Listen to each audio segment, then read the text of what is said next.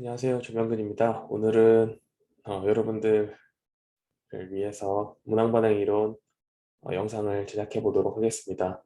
문항반응 이론은 지난번에 수업했던 고정검사 이론하고 대비되는 개념입니다. 고정검사 이론에 대해서 설명을 해보자면 고정검사 이론, 이건 뭐라고 했었죠? 총점을 기반으로 하는 검사 이론이다. 이렇게 이제 이야기를 했었습니다. 총점을 기반으로 하는 검사 이론이기 때문에 어떤 문제를 맞췄는지 틀렸는지 이런 거에 대한 관심보다는 실제로 뭐에 대한 관심이 더 많을까요? 실제로 총점이 몇 점이냐 이거에 관심이 있겠죠. 그래서 x는 t 플러스 2 이렇게 해서 어떤 사람이 받은 점수에는 그 사람의 실력하고 거기에 더해져서 오차가 들어가 있다. 오차를 없애는 방법에는 어떤 게 있다고 했었죠? 오차를 없애기 위해서 시험을 여러 번 본다. 이런 이야기를 했었습니다. 시험을 여러 번 보기가 쉽지 않기 때문에 이 부분을 계산하는 다양한 식들이 존재했었죠. 그래서 일단 이론적으로 뭐 오차의 평균은 0이다 이런 얘기도 했었고 어, 이거 상관이라고 했었죠. 실력하고 오차의 상관은 없다. 이런 이야기도 했었고 그 다음에 오차 1번 오차하고 2번 오차하고 상관이 없다 이런 얘기도 했었죠. 그러니까 오차 간에는 관계가 없다. 그런 이야기들도 같이 했었던 기억이 납니다. 지난 수업 시간에도 설명을 드렸지만 어떤 학생이 90점을 맞았어요. 두 학생이 동시에 90점을 맞았는데 실력은 뭐 원래 항상 100점 맞던 친구가 90점을 맞았다고 해볼게요. 이 친구는 원래 85점 받던 친구야. 그러면 이 진짜 실력이 100점이었는데 오차 점수가 10점이 있고 얘는 오차 점수가 플러스 5점이 있는 이런 상태겠죠. 같은 90점을 받았다면 고정검사 이론 안에서는 두 사람의 실력이 같다라고 보는 거죠. 그렇죠? 근데 이제 같은 90점을 받았더라도 문항반응 이론에서는 서로 다른 것으로 인식을 하게 됩니다. 문항반응 이론에서는 어떻게 다르게 보냐면 문제 번호가 1, 2, 3, 4, 5 쭉 이렇게 있어요. 20번까지 있다고 해볼게요. 그러면 뭐 이제 문항이고 사람도 여기 사람 A라는 사람, B라는 사람, C라는 사람 쭉 있다고 해볼게요. 이런 사람들이 있을 때 이 사람들에 대한 문항을 맞고 틀린 거 1번 맞고 2번 맞고 3번 틀리고 4번 틀리고 5번 맞고 나머지 다 맞았어. B라는 사람은 맞고 틀리고 맞고 맞고 틀리고 틀리고 이 사람은 4번까지 맞고 5번 틀리고 20번까지 맞고 이런 식으로 사람들의 응답 분포가 있겠죠. 이 응답 분포를 가지고 누가 더 잘하는 사람인가 이거를 이제 구별해낼 수 있다는 말이죠. 쉬운 거를 다 맞췄는데 어려운 거 틀린 사람은 실력이 좀 그러니까 오차가 별로 없이 잘 추정이 됐다 이렇게 생각을 할 수가 있을 거고 또 오차 저기 뭐야 쉬운 것도 틀렸는데 어려운 걸 맞춘 사람을 보면서 우린 뭐라고 생각할 수 있죠? 쉬운 거를 막 여러 개 틀렸었는데 어려운 걸 하나 맞췄어.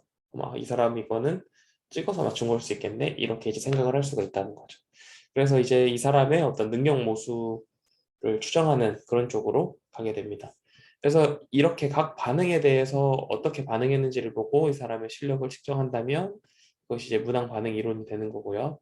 고정검사 이론은 이렇게 총점, 같이 90점을 맞았으면 똑같은 점수다. 지금 여기 이 사람은 3개 틀렸고 B라는 사람, A라는 사람도 뭐 똑같이 3개 틀렸다고 해볼게요. 6번 틀려가지고.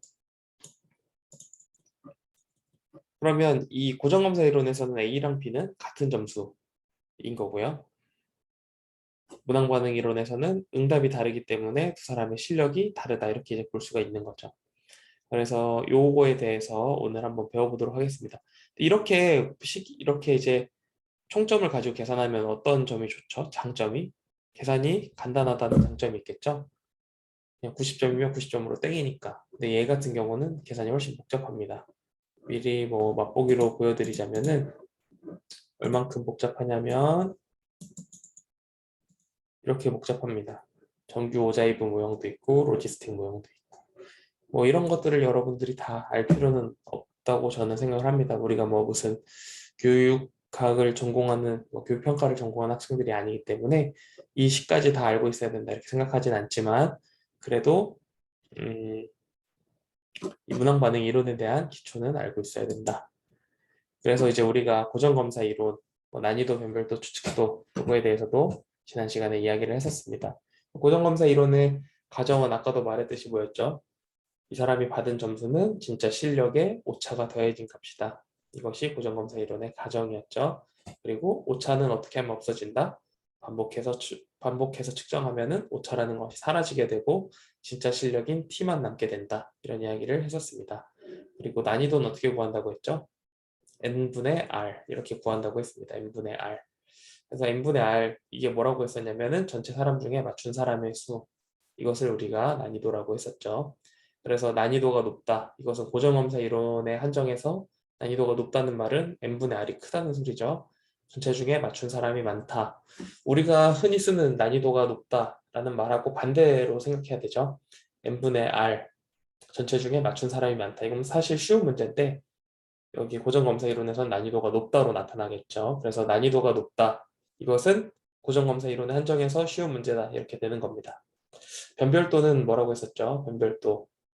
잘하는 사람하고 못하는 사람을 골라내는 능력. 그것을 우리가 변별도라고 부른다고 했습니다.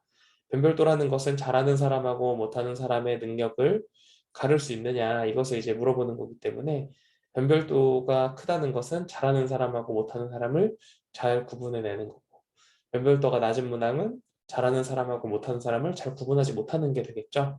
실제로 못하는 사람은 틀리고 잘하는 사람은 맞추고 이래야지 좋은 문항이겠죠.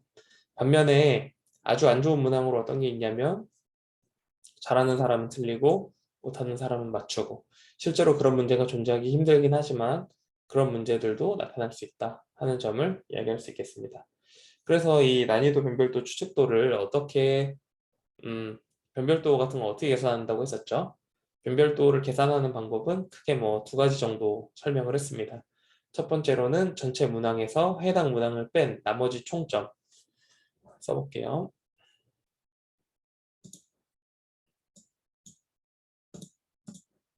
이렇게 시험지가 있으면은 이 10번 문제에 대한 변별도가 궁금해. 그러면은 10번 문제를 제외한 나머지 문항 전체의 점수가 있겠죠. 예를 들어서 전부 5점짜리 문제고 얘가 5점짜리 문제라고 해봅시다. 그럼 나머지 총점은 얼마가 되죠? 100점 만점의 시험이라고 했을 때 그럼 얘는 95점 만점의 검사가 되겠죠? 그러면 여기 10번 문제를 맞춘 사람, 틀린 사람 이렇게 있을 거고요. 맞춘 사람의 나머지 검사에서의 총점, 틀린 사람의 나머지 검사에서의 총점 이것을 구해가지고 둘 사이의 상관을 구해본다. 이렇게 이제 구하는 방식이 상관계수법이었고요. 뭐 이제 어렵지 않죠. 얘랑 나머지 점수 요것의 상관을 구한다. 이런 방법이 하나가 있고요. 또 하나의 방법은 뭐냐면 전체를 딱 줄 세우는 거죠. 우리 반 학생들의 점수를 줄을 세워요. 1등은 뭐 100점 맞은 애가 1등이고 2등은 뭐 95점 맞은 애가 2등이고 쭉 해서 100등이 뭐 20명이라고 해볼게요. 20등 한 애는 뭐 20점을 맞았어. 이렇게 이제 있다고 해볼게요. 그러면 여기서 상위 30%의 정답률, 상위 30%가 요 10번 문제에서 몇 점을 맞았느냐? 그러니까 여기서 보니까 한 60% 맞았네. 이렇게 이제 보는 거고요. 여기 애들은 10% 맞았네. 이렇게 이제 보는 겁니다. 그래서 잘하는 애는 60%, 못하는 애는 10% 맞았으니까 둘 사이의 점수 차이, 이 정답률 차이가 50%가 나죠. 50%. 그래서 변별도가 50%네. 이렇게 이제 알 수 있는 겁니다. 상관계수도 0에서 1 사이, 아니죠. 마이너스 1에서 1 사이의 값을 받는데 여기서는 무조건 이제 양의 상관을 가질 수밖에 없습니다. 이거는 뭐 자세한 설명은 안 하도록 하고요. 어쨌든 이렇게 백분율 형태로 나타낼 수가 있습니다. 그래서 이것이 뭐 0.2 미만이면은 뭐 낮고 뭐 0.6 이상이면은 높고 뭐 이런 얘기들을 한 것이 나오죠. 그래서 그 부분들을 보면서 여러분들이 생각을 해보시면 됩니다.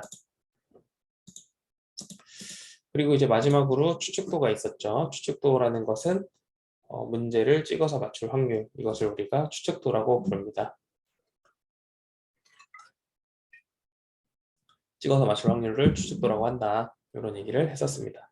자, 그러면 오늘 본격적으로 문항 반응 이론에 들어가 보도록 하겠습니다. 문항 반응 이론은 총점에 의해서 피험자의 능력을 추정하는 것이 아니라 문항 하나하나에 근거해서 피험자의 능력을 추정하는 이론입니다. 총점에 의해서 피험자의 능력을 추정하는 것은 우리가 알고 있는 고정 검사 이론이라고 할 수 있겠죠. 이거에 대비돼서 문항 하나하나에 근거해서 피험자의 능력을 추정하는 이론을 문항 반응 이론이라고 부르고요. 문항 반응 이론은 각 문항마다 고유한 문항 특성 곡선에 의해서 문항을 분석하게 됩니다.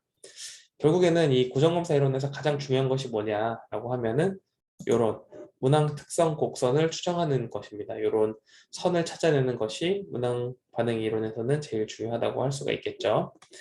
요 선들이 다 서로 다르게 생겼는데 이것을 찾아내는 것을 우리가 문항 특성 곡선을 찾아낸다.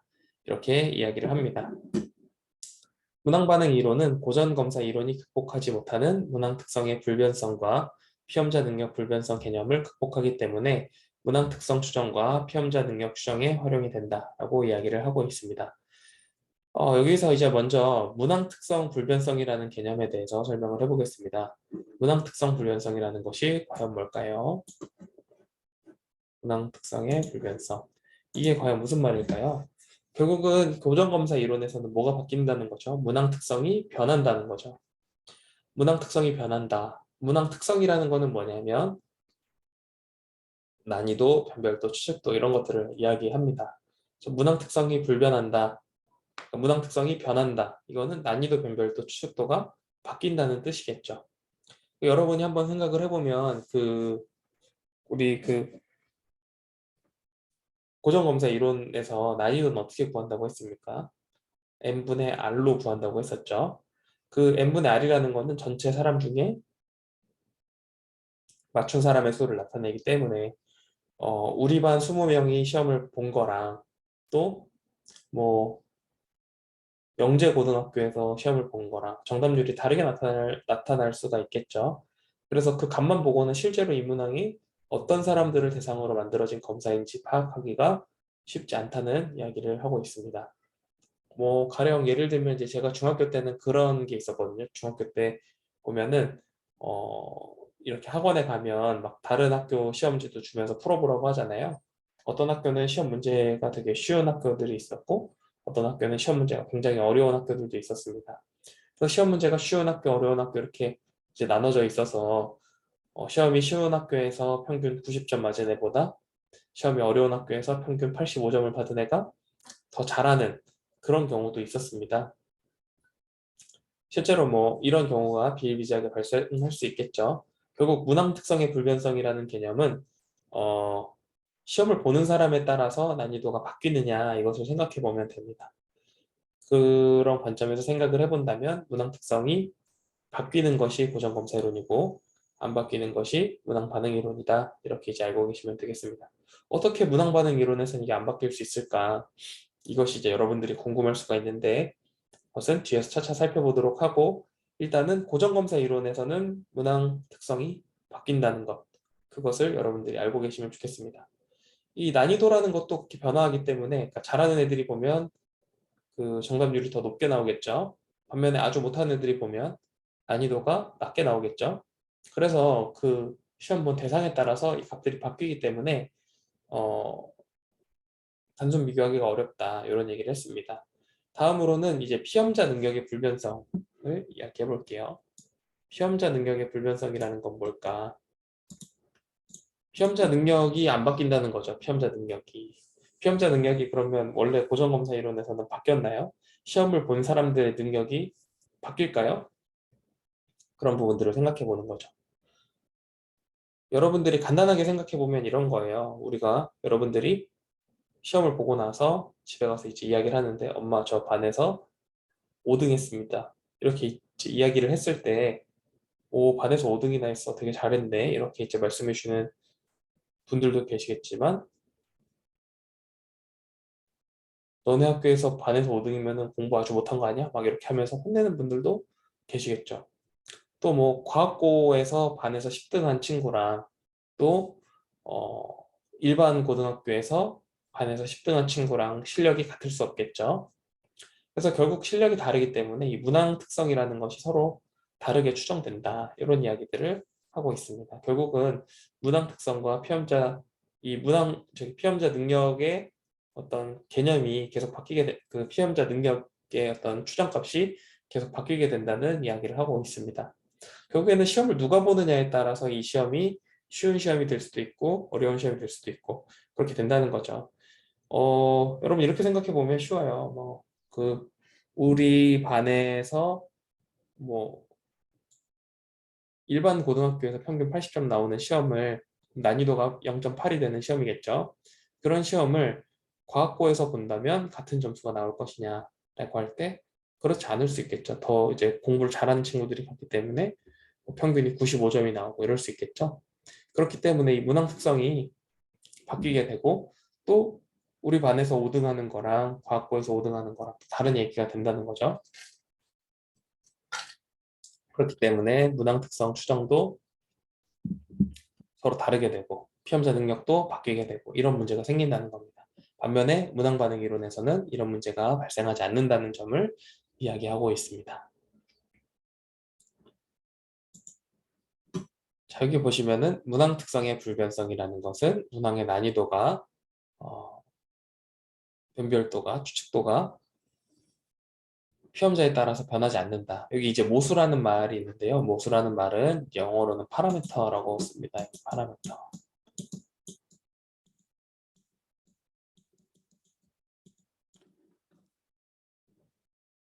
이제 여러분들 아저씨들이 하는 말 중에 뭐 바로미터가 된다 이런 말 있죠. 이제 그것을 요거라고 생각하시면 되는데요. 문항의 난이도를 나타내는 어떤 값, 그것을 우리가 모수라고 부릅니다. 모수. 모수 이것까지 한번 설명해 볼게요. 여러분 모르셔도 됩니다. 이 모수라는 거는 진짜 우리가 오차 없이 추정한 어떤 값, 그것을 이제 우리가 모수라고 이야기하고요.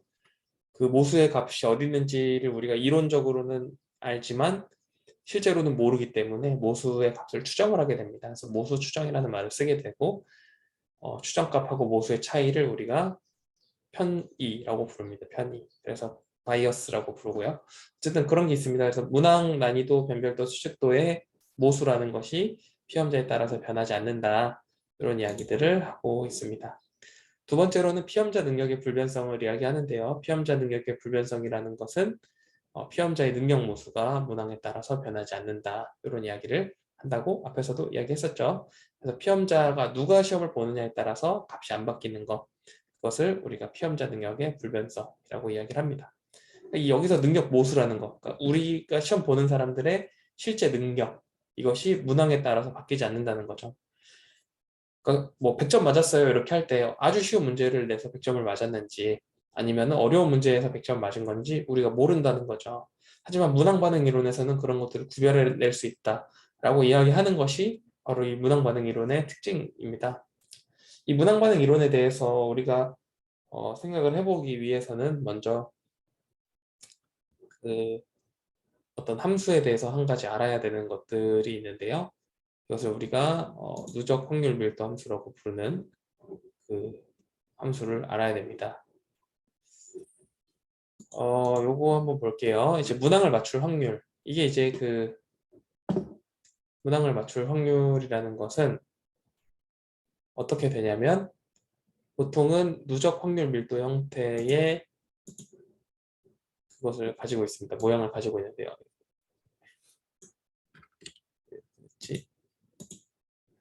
누적 확률 밀도 함수라는 게 뭐냐면은 이렇게 여기에 어떤 나이가 있고 여기 문제를 맞출 확률이 있다고 해볼게요. 초등학교 1학년 초등학교 1학년들이 거의 못 맞추는 문제가 있다고 해볼게요. 초등학교 1학년들은 거의 못 맞추는 문제인데 국어 문제야. 그래서 이제 뭐 맞춤법이랑 그 다음에 이제 높임말 이런 거에 대한 문제라고 해볼게요.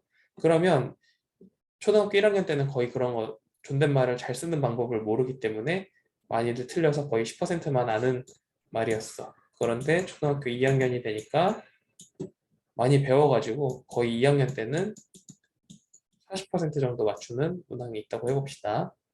3학년이 되니까 거의 모든 사람들이 이해를 하고 있어서 정답률이 85%가 되었다고 해봅시다. 초등학교 4학년부터는 그러면 더 많이 맞출 수 있겠죠. 그리고 이게 일정 수준이 넘어가면은 일정하게 유지가 되겠죠. 그 한 여러분들이 봤을 때 한 45%, 50% 저기 85%, 90% 맞추는 그 점이 있다면 그 뒤부터는 뭐 초등학교 4학년 때 90% 맞추는 문항을 5학년 때 막 틀리고 이러진 않겠죠. 6학년 때 틀리고 그런 일은 이제 거의 일어나지가 않지 않습니까? 그래서 이 선들을 이으면 이렇게 S자 모양의 커브가 생긴다는 거죠. 이런 모양의. 실제로 요 지금 검사 같은 경우는 비매라는 사람이 만든 지능 검사 점수인데요. 여기 6번 문항 같은 경우에 3.5세 학생들이 거의 65% 맞추는 문항이었죠. 반면에 4.5세 학생들이 오니까 거의 90% 가까이 맞추고요. 5.5세 오니까 거의 100% 가까이 맞추게 됩니다. 일정 수준 이상 지나니까 쭉 이렇게 평이하게 이어지죠. 11번 문제 같은 경우에는 3.5세에서 거의 35% 정도 맞추는 문항이었어요. 그런데 4.5세가 되니까 65% 맞추고 5.5세가 되니까 거의 90%까지 올라가는 것을 볼 수 있습니다. 그래서 이렇게 이제 되는구나. 근데 문항들을 여러분 쭉 살펴보면 어떻죠? 이제 어려운 문제가 될수록 점점 뒤에서 출발하게 된다는 거죠. 4.5세에서는 한 명도 맞춘 사람이 없었어. 5.5세에서는 아주 일부의 학생들만 이걸 맞출 수 있었어. 이런 것들이 있었다는 거죠. 하지만 얘네들도 학생들의 나이가 증가함에 따라서 정답률이 점점 상승하게 되고 이런 그래프를 그리게 된다 하는 점들을 이야기하고 있습니다. 그래서 이제 이런 식으로 이어진다 이런 이야기들을 하고 있죠. 그래서 이 그 문항을 맞출 확률이라는 거는 실력이 아주 없는 학생들은 문항을 맞출 확률이 아주 낮고 이렇게 이제 아주 낮고 점점 실력이 좋아지면 좋아질수록 문항을 맞출 확률이 높아진다 이렇게 이제 볼 수가 있죠. 지금 여기는 이제 나이라고 표시가 되어 있지만 이 나이가 실력으로 바뀐다면 어떨까요? 실력으로 바뀐다면 실력이 적은 학생들은 조금 맞추고 실력이 높은 학생들은 많이 맞추고 이런 식의 설명이 가능하겠죠. 그래서 이렇게 문항을 맞출 확률이 이런 그래프로 나타낼 수 있다. 여기까지를 이야기할 수 있겠습니다. 네, 지우고 한번 그러면 잠깐 멈췄다가 가겠습니다.